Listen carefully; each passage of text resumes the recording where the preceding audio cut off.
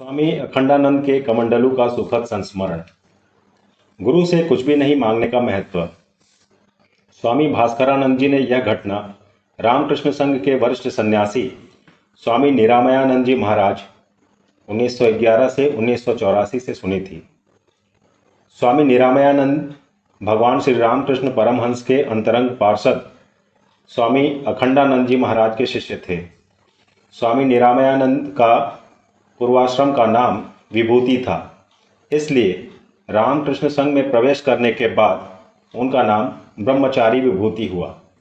यह घटना तब की है जब बंगाल के सारगाछी आश्रम में ब्रह्मचारी विभूति अपने गुरु स्वामी अखंडानंद जी महाराज के साथ निवास करते थे।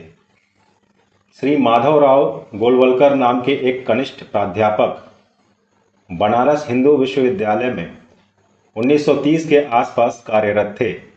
उस विश्वविद्यालय में 3 वर्ष कार्य करने के उपरांत उन्होंने अपने पद से त्यागपत्र दे दिया और नागपुर चले गए।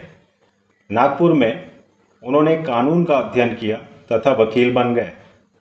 वहां पर वे रामकृष्ण संघ की नागपुर स्थित शाखा के अध्यक्ष स्वामी भास्करेश्वरानंद जी महाराज के संपर्क में आए।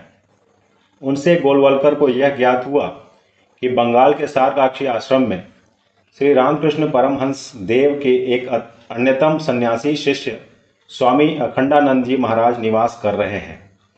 इसी समय के दौरान गोलवलकर में आध्यात्मिक व्याकुलता का विकास हुआ और उनको गुरु की आवश्यकता का अनुभव हुआ।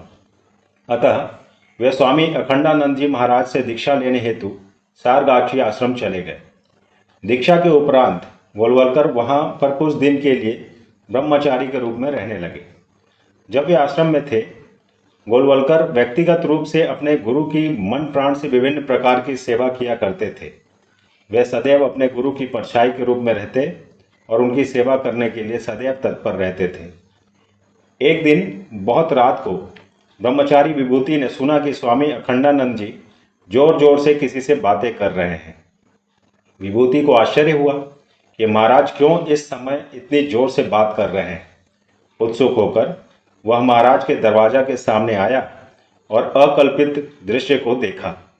दरवाजा खुला हुआ था और कमरे में किरोसिन तेल का लालटेन जल रहा था। स्वामी अखंडानंद जी अपने बिस्तर पर बैठे हुए थे और गोलवलकर महाराज के सामने फर्श पर घुटने टेक कर प्रणाम करने की मुद्रा में हाथ जोड़े हुए थे। वस्तुतः गोलवलकर के प्रार्थना के उत्तर में स्वामी अखंडानंद जी उनको अपना आशीर्वाद दे रहे थे। विभूति ने सुना कि अखंडानंद जी गोलवलकर से कह रहे हैं कि तुमको ब्रह्म ज्ञान प्राप्त होगा। कुछ दिनों के बाद अपने गुरु की अनुमति लेकर गोलवलकर आश्रम से चले गए। अपने परवर्ती जीवन में गोलवलकर भारत में एक बड़े प्रतिष्ठित विज्ञानवादी युवा संस्था आइडियोलॉजिस्टिक यूथ ऑर्गेनाइजेशन के नेता के रूप में प्रसिद्ध हुए।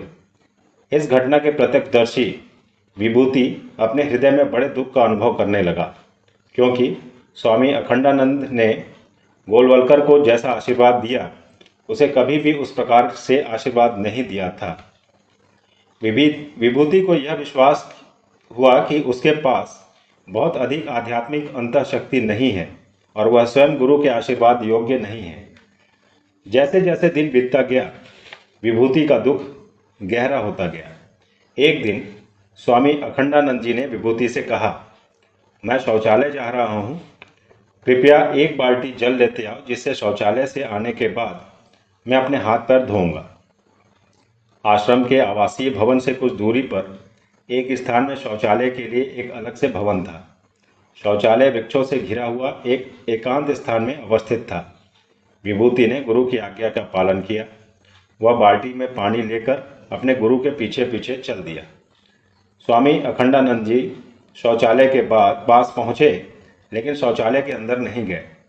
वे पीछे मुड़े और विभूति से कहा, विभूति, जो किसी वस्तु के लिए प्रार्थना करते हैं वह उसे अवश्य प्राप्त करते हैं, लेकिन जो व्यक्ति कुछ भी नहीं मांगते वह उससे भी अधिक प्राप्त करते हैं। यह कहते हुए महाराज अपने कमरे में चले गए। विभूति समझ गया कि यद्यपि उसने अपने गुरु को इस विषय में नहीं बताया था, तथापि उसके गुरु उसके दुख के कारण को जान गए। वह यह भी समझ गया कि आध्यात्मिक जीवन में आशीर्वाद मांगना भी एक स्वार्थ ही है। जो पूर्ण रूपेण निस्वार्थ है, जो किसी वस्तु की मांग नहीं करते, वे ही आध्यात्मिक जीवन में सर्वश्रेष्ठ पुरस्कार प्राप्त करते हैं। कलकत्ता के डॉक्टर सुजीत धर ने सरगाक्षी आश्रम, रामकृष्ण आश्रम में श्री गोलवलकर गुरु जी के जीवन की एक घटना का वर्णन किया है। अखिल भारतीय विद्यार्थी परिषद ने कलकत्ता में एक कार्यक्रम का आयोजन किया था। कार्यक्रम में मुख्य अतिथि के रूप में आमंत्रित करने के लिए डॉक्टर धर स्वामी निरामयानंद के आश्रम में उनके दर्शन करने गए थे। बातचीत के दौरान स्वामी जी ने कहा कि वे सारगाछी आश्रम में रुके हैं। इस पर डॉक्टर धर ने कहा, हमारे गुरुजी भी कुछ समय के लिए वहाँ थे। कौन गुरुजी? स्वामी जी ने पूछा। हमारे राष्ट्रीय स्वयंसेवक संघ के संघ संचालक, मैंने जवाब दिया। आपका मतलब गोलवलकर है? वह इन दिनों कहाँ है? मैंने सुना है कि वह कभी कभी कलकत्ता आते हैं। उनसे कहो कि जब उन्हें समय हो तब मैं उनसे मिलने आऊँगा। कुछ दिनों बाद श्री गुरुजी कलकत्ता आए। डॉक्टर धर ने उन्हें बताया कि स्वामी निरामयानंद उनसे मिलने की इच्छा रखते हैं। श्री गुरुजी अपने गुरु बंधु का कुशल क्षेम जानने के लिए व्यग्र हुए और कहा, उनसे कहो कि यहाँ आने की परेशानी न लें। मैं स्वयं उनके दर्शन के लिए उनके आश्रम जाऊँगा। डॉक्टर धर ने तदनुसार स्वामी निरामयानंद को सूचित किया। बड़े आनंद से श्री गुरुजी तैयार हो गए। अपने गुरु बंधु से मिलने की उनकी तीव्र उत्सुकता उनके चेहरे पर दिख रही थी। डॉक्टर धर लिखते हैं, हम आश्रम जाने के लिए निकले। आश्रम जाने वाली गली सकरी थी, इसलिए हमने कार को सड़क के किनारे रोक दिया और चलने लगे। स्वामी निरामयानंद आगंतुक का स्वागत करने के लिए गेट के बाहर खड़े थे।